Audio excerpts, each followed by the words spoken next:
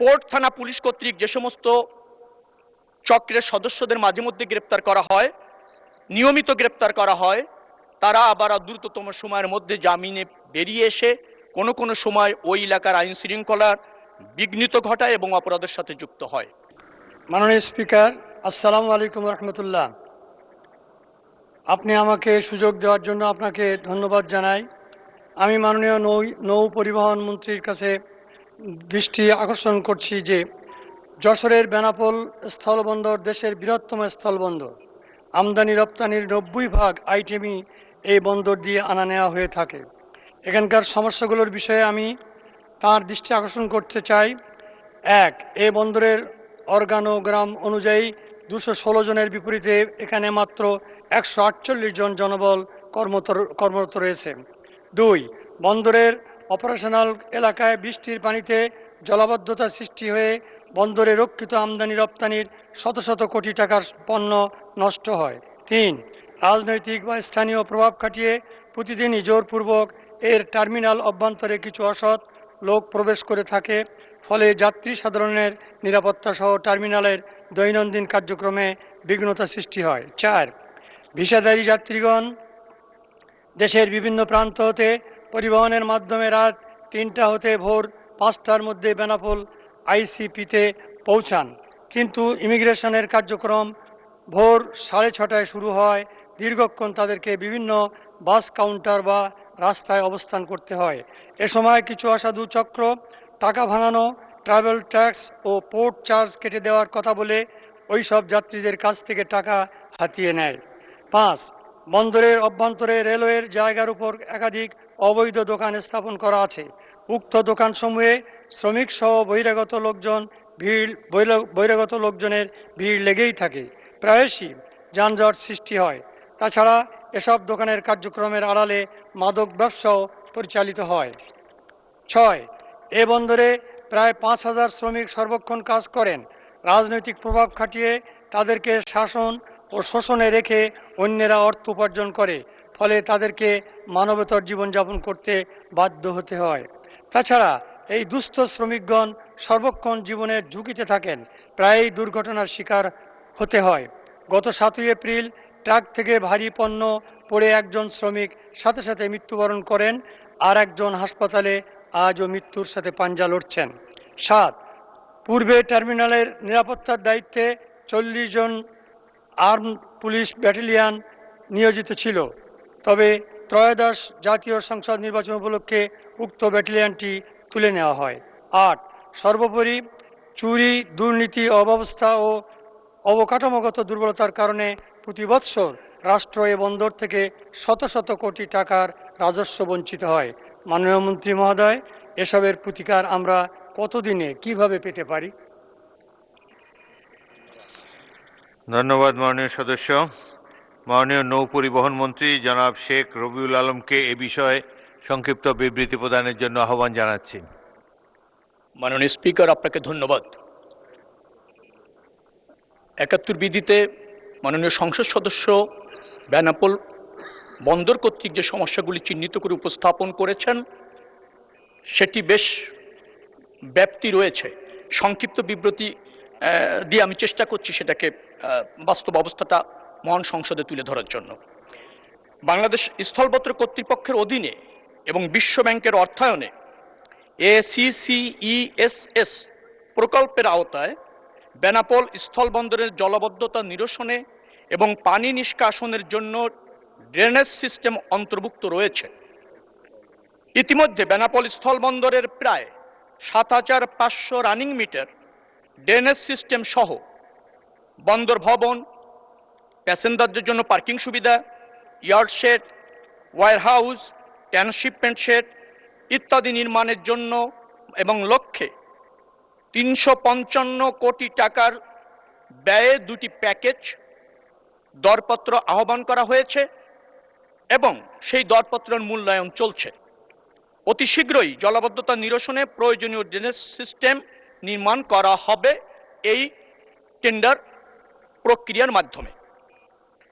বেনাপোল স্থলবন্দরের আন্তর্জাতিক passenger terminal যথাযথ নিরাপত্তা ও শৃঙ্খলার স্বার্থে আন্তর্জাতিক প্যাসেঞ্জার টার্মিনালে অননুমোদিত ও বহিরাগত ব্যক্তিদের প্রবেশ সংরক্ষণের এবং নিরাপত্তা জোরদারকরণের বিষয়ে বেনাপোল স্থলবন্দর হতে 22/2/2026 তারিখে সংশ্লিষ্ট নিরাপত্তা বাহিনীকে নির্দেশনা দেওয়া হয়েছে এবং বিশেষ ব্যবস্থাপনায় আগে যে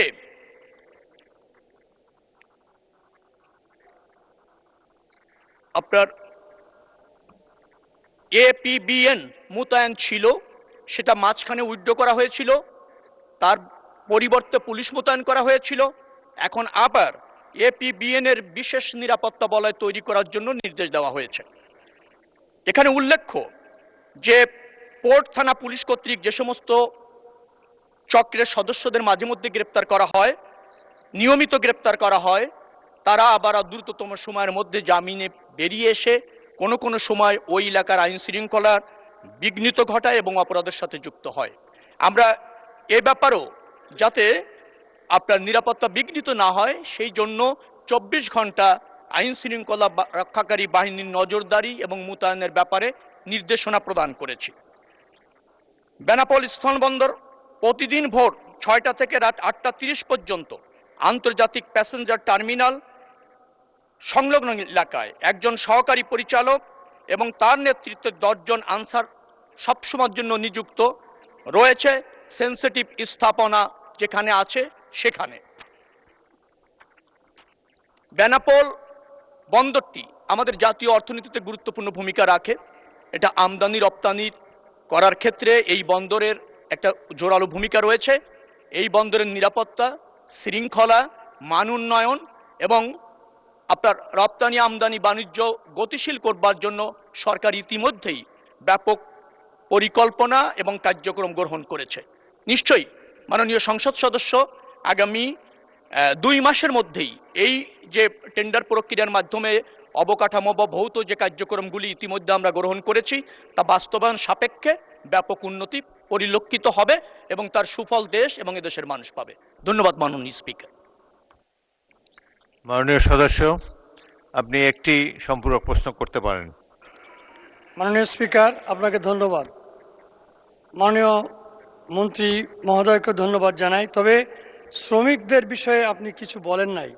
আর সেখানে 5,000 শ্রমিক, তারা মানবেতর জীবনযাপন করছে, তাদেরকে শোষণ করা হচ্ছে, নির্যাতিত হচ্ছে, তাদের জন্য একটা সুষ্ঠু ব্যবস্থাপনা প্রয়োজন। তাছাড়াও এখানে কোনো হাসপাতাল নেই, একটি হাসপাতাল অবিলম্বে জরুরি। এই ব্যাপারে আমি একটু মাননীয় স্পিকার আপনার দৃষ্টি আকর্ষণ করছি।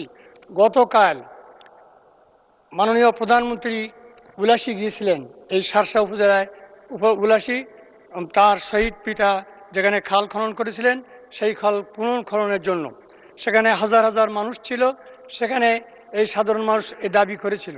দাবি করলে মাননীয় প্রধানমন্ত্রী মহোদয় তিনি খুশি হয়ে মাননীয় স্বাস্থ্যমন্ত্রীকে সেখানেই নির্দেশ দিয়েছিলেন যে এখানে একটি হাসপাতালের ব্যবস্থা করা হোক। আমি এটা যেন দ্রুত হয় তার জন্য দাবি জানাই। আর শ্রমিকদের, বিশেষ করে শ্রমিকদের বিষয়টা নজর দেওয়ার জন্য আপনাকে আমি বিশেষ অনুরোধ করব। আপনি এই হাসপাতালের জন্য গত 18, 19, 20 3 দিন মহিলাদের, পুরুষদের এবং শিশুদের মানে মিছিল হয়েছে, মানববন্ধন হয়েছে। 19 তারিখে আমি মাননীয় স্বাস্থ্যমন্ত্রী মহোদয়কে একটি দরখাস্ত দিয়েছি। এই ব্যাপারে এখনো আমরা কোনো কথা শুনি নাই।